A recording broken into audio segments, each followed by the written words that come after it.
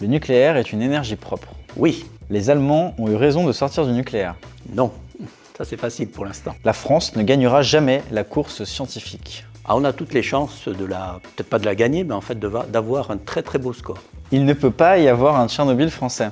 On n'est jamais à l'abri de pépins nucléaires. Une centrale nucléaire, c'est une grosse installation industrielle, donc elle nécessite un suivi rapproché. Nous avons aussi une autorité de sûreté nucléaire qui est particulièrement compétente ici en France. Il y a chaque année un rapport fait par l'autorité de sûreté. Vous avez toutes les centrales, vous avez un diagnostic sur les centrales, donc ça permet d'avoir une analyse totalement objective de la sûreté et de l'impact sur l'environnement de nos installations.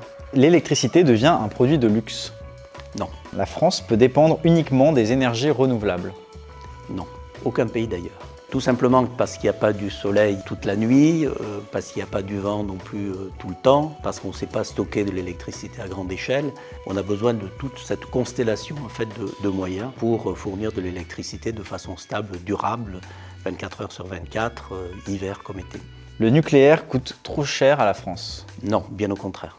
L'électricité, c'est un outil de souveraineté. Sans lumière, on ne ferait pas cette interview, votre matériel ne fonctionnerait pas.